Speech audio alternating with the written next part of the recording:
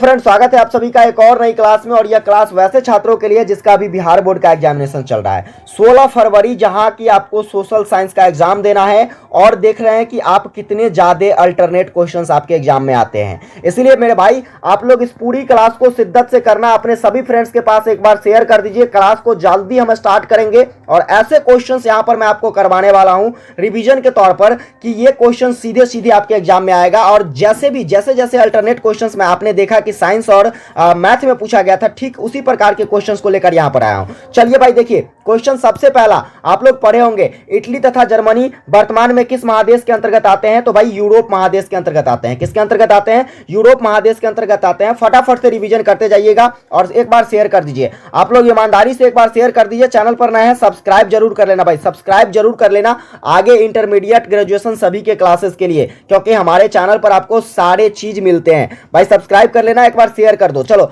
दूसरा क्वेश्चन देखो। दूसरा क्वेश्चन करना है आपको कि फ्रांस में किस शासक वंश की पुनर्स्थापना वियना कांग्रेस के द्वारा की गई थी? 2014 में पूछा गया था भाई, ध्यान रखिएगा। फ्रांस में बुर्बो शासक वंश के द्वारा वियना कांग्रेस की स्थापना की जाती है। चलिए अगला क्वेश्चन देखना। अगला क्वेश्चन है, मेजनी का संबंध किस संगठन से था? तो भाई कार्बोनरी संगठन से था। हिस्ट्री के जितने भी ऑब्जेक्टिव क्वेश्चन है आज के इस क्लासेस में मैं डिस्कस करूंगा। बाकी ज्योग्राफी, इसके साथ इकोनॉमिक्स, इसके बाद मेरे भाई सिविक्स और इसके बाद आपदा, सभी की एक अलग अलग क्लास आएगी। आप लोग प्रत्येक आधे घंटे पर इस सारे क्लासेस को देख सकते हो, लाइव क्लासेस चलेगी। चलो अगला क्वेश्चन देखो। अगला क्वेश्चन है, इटली एवं जर्मनी के एकीकरण के विरुद्ध कौन था? तो भाई याद रखिएगा, इटली एवं जर्मनी के एकीकरण के विरुद्ध कौन था? ऑस्ट्रिया था। ठीक है, यहां पर क्या है? तो ऑप्शन नंबर सी इसका सही हो जाएगा। चलो आगे देखो क्वेश्चंस क्या है। अगला क्वेश्चन है, काउंट काबूर को विक्टर इमैनुअल ने किस पद पर नियुक्त किया? बहुत ही इंपॉर्टेंट क्वेश्चन है और ध्यान रखिएगा, प्रधानमंत्री पद पर नियुक्त किया। चलिए आप कमेंट करके बताइए कि प्रधानमंत्री पद पर काउंट काबूर को विक्टर इमैनुअल के द्वारा कब क्या कहते हैं नियुक्त किया गया। चलिए अगला क्वेश्चन देखो। क्वेश्चन है, गैरिबाल्डी पेशे से क्या था? तो गैरिबाल्डी जो था यह पेशे से नाविक था। चलिए आगे देखो अगला क्वेश्चन क्या करना है आपको। क्वेश्चन है, जर्मन राइन राज्य का निर्माण किसने किया था? तो जर्मन राइन किसके द्वारा? भाई नेपोलियन बोनापार्ट के द्वारा निर्मित किया गया था। आगे देखो क्वेश्चंस क्या है। अगला क्वेश्चन है, जालबेरीन कैसी संस्था थी? तो जालबेरीन एक व्यापारियों की संस्था थी। इंपॉर्टेंट क्वेश्चन से पूछी जा सकती है, ध्यान रखिएगा। आगे बढ़ो। इसके बाहर एक भी ऑब्जेक्टिव क्वेश्चन आपको सोशल साइंस में देखने को नहीं मिलेगा, इसकी मैं 100% गारंटी देता हूं। पूरी क्लास को बस मन से पढ़ लो, 2 से 3 बार इस पूरी वीडियो को ध्यान से देखना। चलिए भाई अगला क्वेश्चन देखो, रक्त और लौह की नीति का अवलंबन किसके द्वारा किया जाता है? तो बिस्मार्क के द्वारा। ठीक है, चलो अगला देखो क्वेश्चन क्या है। क्वेश्चन से, फ्रैंकफर्ट की संधि कब होती है? 1871 ईस्वी में। फ्रैंकफर्ट की संधि कब होती है? 1871 ईस्वी में। दूसरा चैप्टर आ गया। आप दूसरा चैप्टर देखिए। दूसरा चैप्टर से कुछ इंपोर्टेंट क्वेश्चन क्या करने हैं। सबसे पहला, रूस में कृषक दास प्रथा का अंत कब होता है? तो 1861 ईस्वी में रूस में कृषक दास प्रथा का अंत होता है। चलिए आगे देखो क्वेश्चन क्या है। अगला क्वेश्चन है, रूस में जार का अर्थ? तो रूस का सम्राट। ठीक है, रूस में जार का अर्थ रूस का सम्राट होता है। चलो अगला क्वेश्चन देखिए, कार्ल मार्क्स का जन्म कहां होता है? जर्मनी में। कमेंट करके बताइए कार्ल मार्क्स का जन्म कब हुआ था। ठीक है, कमेंट करिए, फटाफट से कमेंट करिए कार्ल मार्क्स का जन्म कब हुआ था। आगे देखो भाई अगला क्वेश्चन। अगला क्वेश्चन कहता है, साम्यवादी शासन का पहला प्रयोग कहां होता है? तो रूस में। साम्यवादी शासन का पहला प्रयोग रूस में। या फिर पूछ लिया जाए आपसे कि विश्व का पहला समाजवादी देश कौन था? तो यहां भी आप लोग करेंगे रूस। क्या करेंगे भाई? रूस था पहला समाजवादी देश। आगे बढ़ो, क्वेश्चन क्या है। अगला क्वेश्चन है, निम्नलिखित में से कौन यूटोपियन समाजवादी नहीं था? तो भाई कार्ल मार्क्स। कौन था? कार्ल मार्क्स जो था यह यूटोपियन समाजवादी नहीं था। चलिए आगे देखिए अगला क्वेश्चन है, वार एंड पीस किसकी रचना है? टॉलस्टॉय की। वार एंड पीस किसकी रचना है? तो टॉलस्टॉय की रचना है। चलिए आगे देखो अगला क्वेश्चन है, बोल्शेविक क्रांति कब होती है? नवंबर 1917। कब होता है भाई? नवंबर 1917 में बोल्शेविक क्रांति होती है। चलिए आगे देखो अगला क्वेश्चन क्या है। अगला क्वेश्चन है, लाल सेना का गठन किसके द्वारा? ट्रॉटस्की के द्वारा। लाल सेना किसके द्वारा? ट्रॉटस्की के द्वारा गठित किया जाता है। आगे देखो, लेनिन की मृत्यु कब हुई थी? लेनिन की मृत्यु जो हुआ था 1924 ईस्वी में। कब हुआ था? 1924 ईस्वी में। चलो भाई अगला देखो। अगला है, ब्रेस्टिलो-वस्क की संधि किस देश के बीच होती है? तो ब्रेस्टिलो-वस्क की जो संधि होती है दोस्तों, ये किसके बीच होता है? तो रूस और जर्मनी के बीच। किसके बीच होता है? रूस और जर्मनी के बीच में ब्रेस्टिलो-वस्क की संधि होती है। चलिए आगे देखो अगला क्वेश्चन। अगला क्वेश्चन क्या कहता है? अगला चैप्टर से है। अगला चैप्टर तीसरा नंबर चैप्टर है, हिंद चीन में राष्ट्रवादी आंदोलन। शेयर कर दीजिए एक बार फटाफट से भाई। 100 से कम 100 स्टूडेंट लाइव में तो होने ही चाहिए। इतना भी नहीं कर सकते तो भाई कुछ नहीं कर सकते हो। बहुत दमदार क्लासेस है और यहां से सारे के सारे क्वेश्चंस आपको देखने को मिलेंगे। हिंद चीन क्षेत्र में कौन से देश आते हैं? तो हिंद चीन क्षेत्र में लाओस, कंबोडिया और वियतनाम आता है। कौन आता है? लाओस, कंबोडिया और वियतनाम। चलिए भाई अगला, अंकोर वाट का मंदिर कंबोडिया में है। अंकोर वाट का मंदिर देखो कितनी बार ये क्वेश्चन पूछा गया है। अंकोर वाट का मंदिर कहाँ है? तो कंबोडिया में है। चलो अगला क्वेश्चन देखिए, हिंद चीन पहुंचने वाला प्रथम व्यापारी कौन था? तो पुर्तगाली। हिंद चीन में पहले कौन पहुंचा? पुर्तगाली व्यापारी पहुंचा था। चलिए भाई अगला क्वेश्चन देखो, अगला क्वेश्चन क्या कहता है? हिंद चीन में बसने वाले फ्रांसीसी को कहे जाते थे कोलोन। क्या कहे जाते थे? हिंद चीन में बसने वाले फ्रांसीसी को क्या कहे जाते थे? कोलोन कहे जाते थे। चलो अगला क्वेश्चन देखो, नरोत्तम सिंहासू कहां के शासक थे? तो कंबोडिया के। नरोत्तम सिंहासू कहां के? तो कंबोडिया के शासक थे। ठीक है, याद रहेगी। चलो अगला क्वेश्चन देखो, अगला क्वेश्चन है, हमारे साथ आप बोलते भी रहिएगा। The history of the loss of Vietnam, important, star लगाओ, छपेगा पक्का, फान बोई चाओ। The history of the loss of Vietnam किसने लिखा? तो फान बोई चाओ ने। चलो भाई अगला क्वेश्चन देखो, अगला क्वेश्चन क्या है? अगला क्वेश्चन है, मार्च 1946 ईस्वी में फ्रांस व वियतनाम के बीच होने वाला समझौता हनोई समझौता है। कौन सी समझौता है भाई? हनोई समझौता। ठीक है, याद रहेगा। हनोई समझौता किसके किसके बीच होता है? फ्रांस और वियतनाम के बीच। चलो अगला क्वेश्चन देखो, अगला क्वेश्चन क्या है कि किस प्रसिद्ध दार्शनिक ने एक अदालत लगाकर अमेरिका को वियतनाम युद्ध से दोषी करार दिया था? तो रसेल के द्वारा किया गया। किसके द्वारा? रसेल के द्वारा एक अदालत लगाकर अमेरिका को वियतनाम युद्ध के लिए दोषी करार दिया। चलिए अगला क्वेश्चन देखिए, क्वेश्चन है, हिंद चीन क्षेत्र में अंतिम युद्ध समाप्ति के समय अमेरिका के राष्ट्रपति कौन थे? तो हिंद चीन क्षेत्र में अंतिम जब युद्ध हुआ था तो उस समय अमेरिका के राष्ट्रपति कौन थे? निक्सन थे। ठीक है, चलो अगला देखो, अगला क्वेश्चन कहता है, हुआ आंदोलन की प्रवृत्ति क्रांतिकारी धार्मिक। कैसा? क्रांतिकारी धार्मिक। चलो अगला देखो, अगला चैप्टर से, अगला चैप्टर कहता है, अगला चैप्टर है भारत में राष्ट्रवाद। इसमें पहला क्वेश्चन करना है, गदर पार्टी की स्थापना किसने और कब की? गदर पार्टी की स्थापना लाला हरदयाल ने 1913 ईस्वी में किया। चलिए अगला क्वेश्चन देखिए, जालियांवाला बाग हत्याकांड किस तिथि को होता है? 13 अप्रैल 1919 को। कब होता है? 13 अप्रैल 1919 को। कमेंट करके बताओ मेरे भाई, कमेंट करके बताओ कि जो जालियांवाला बाग हत्याकांड है यह कहां पर हुआ था। ठीक है, ये जालियांवाला बाग हत्याकांड कहां पर हुआ था? चलिए अगला क्वेश्चन देखिए, क्वेश्चन है, लखनऊ समझौता किस वर्ष होता है? 1916 में। लखनऊ समझौता कब होता है? 1916 में होता है। अगला देखिए, अगला क्वेश्चन कहता है, असहयोग आंदोलन का प्रस्ताव कांग्रेस के किस अधिवेशन में? तो कलकत्ता अधिवेशन में। ठीक है, असहयोग आंदोलन का प्रस्ताव कब? तो कोलकाता अधिवेशन में 1920 ईस्वी में। चलिए आगे देखो, अगला क्वेश्चन क्या है? अगला क्वेश्चन है भाई कि भारत में खिलाफत आंदोलन कब और किस देश के शासक के समर्थन में शुरू होता है? तो याद रखिएगा, भारत में खिलाफत आंदोलन सबसे पहले 1920 में शुरू किया गया और किस देश के समर्थन में? तो तुर्की के समर्थन में। ठीक है, याद रहेगा, तुर्की के समर्थन में खिलाफत आंदोलन की शुरुआत की गई थी।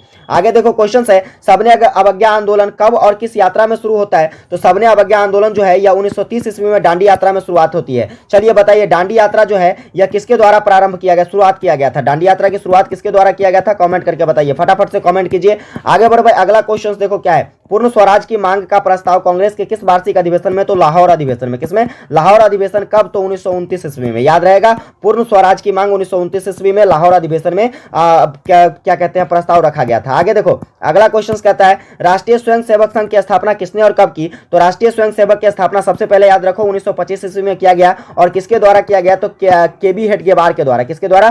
केबी हेडगेवार के द्वारा। ठीक है, याद रहेगा, केबी हेडगेवार। चलो आगे देखो, अगला क्वेश्चन है, वल्लभ भाई पटेल को सरदार की उपाधि किस किसान आंदोलन? तो क्या याद रखिएगा, बारदोली किसान आंदोलन। ठीक है, बारदोली किसान आंदोलन में वल्लभ भाई पटेल को सरदार की उपाधि दी गई। आगे देखो, रंपा विद्रोह कब होता है? 1916 ईस्वी में। रंपा विद्रोह कब हुआ था? 1916 ईस्वी में। आगे देखो, अगला चैप्टर है शहरीकरण एवं शहरी जीवन। पहला क्वेश्चन याद रखना है, सामंती व्यवस्था से हटकर किस प्रकार की शहरी व्यवस्था की प्रवृत्ति बढ़ी है? तो यहां पर याद रखिएगा, आक्रमणकारी प्रवृत्ति का। चलो आगे क्वेश्चन देखो, आगे क्वेश्चन कहता है, शहर को आधुनिक व्यक्ति के किस प्रकार का क्षेत्र माना जाता है? तो सीमित क्षेत्र माना जाता है। ठीक है, आधुनिक व्यक्ति के किस प्रकार का क्षेत्र? तो सीमित क्षेत्र माना जाता है। नेक्स्ट क्वेश्चन देखिए, अस्थायी कृषि के प्रभाव से कैसा जमाव संभव है? तो अस्थायी कृषि के प्रभाव से संपत्ति का जमाव संभव है। किसका जमाव संभव है? संपत्ति का जमाव संभव है। चलो आगे देखो, अगला क्वेश्चन क्या कहता है कि एक प्रतियोगी एवं उद्यमी प्रवृत्ति से प्रेरित किस प्रकार की अर्थव्यवस्था था लागू की गई थी? तो याद रखिएगा, मुद्रा प्रधान अर्थव्यवस्था। कौन सी अर्थव्यवस्था?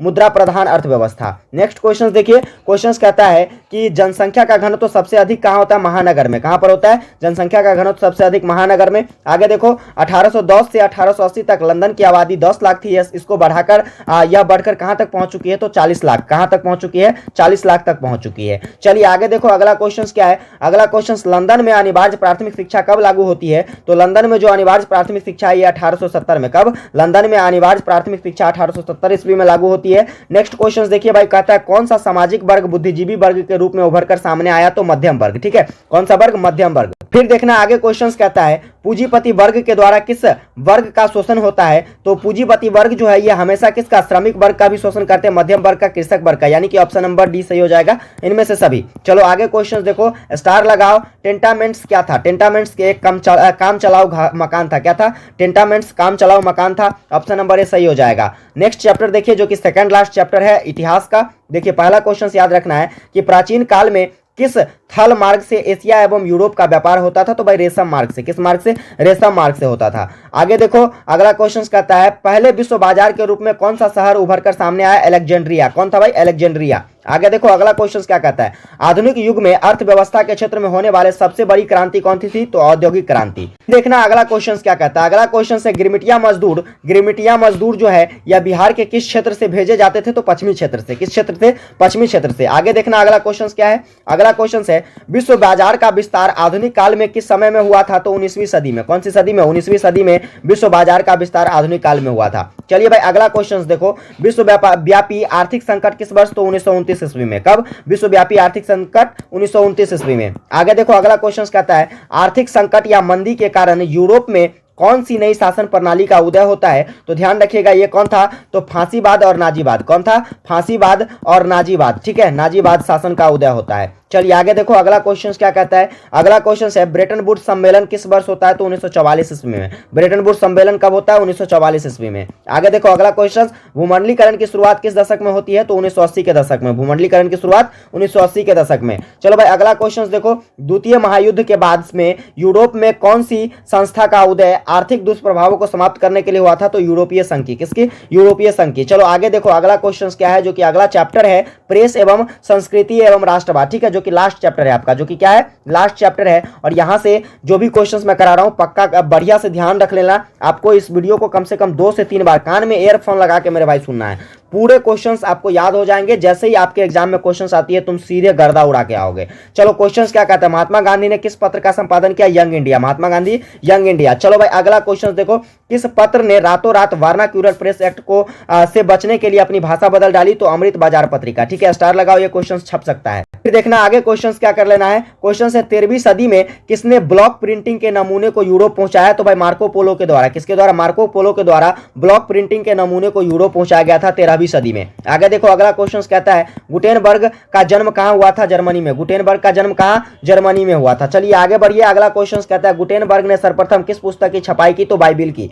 गुटेनबर्ग ने किसकी छपाई की सबसे पहले, तो बाइबिल की। आगे देखो इंग्लैंड में मुद्रण कला को पहुंचाने वाला कौन था, तो मुद्रण कला को किसके द्वारा, कैकस्टन के द्वारा, किसके द्वारा, कैकस्टन के द्वारा पहुंचाया गया। आगे देखिए अगला क्वेश्चन कहता है कि किसने कहा मुद्रण ईश्वर की दी हुई महानतम देन है, सबसे बड़ी तोहफा है, तो यह किसके द्वारा कहा गया था भाई, मार्टिन लूथर के द्वारा, किसके द्वारा कहा गया था, मार्टिन लूथर के द्वारा। चलो अगला क्वेश्चन रूसो कहां का दार्शनिक, तो फ्रांस का, रूसो कहां का दार्शनिक था, फ्रांस का दार्शनिक था। चलिए अगला देखो विश्व में सर्वप्रथम मुद्रण की शुरुआत कहां पर होती है, चीन में, सर्वप्रथम मुद्रण की शुरुआत कहां होती है, चीन में। चलिए आगे देखो अगला क्वेश्चन क्या कहता है, क्वेश्चन कहता है किस देश की सिविल सेवा परीक्षा में मुद्रित पुस्तकों की मांग बढ़ाई गई थी, तो चीन में, कहां पर, चीन में। चलिए एक क्वेश्चन का आंसर कमेंट करके बताइए कि सबसे पहले सिविल सेवा परीक्षा की शुरुआत, सबसे पहले सिविल सेवा परीक्षा की शुरुआत जो है यह किस देश में होता है। चलिए कमेंट करके इसका आंसर जरूर करिएगा। और चलिए यहां पर देखिए इतने सारे इंपॉर्टेंट क्वेश्चंस थे जो मिकी मेरे भाई यह हिस्ट्री के थे, ठीक है। हिस्ट्री के कुछ देर बाद जो है आपको ज्योग्राफी की वीडियो, ज्योग्राफी की क्लासेस आएगी, आप उसको भी कर लेना।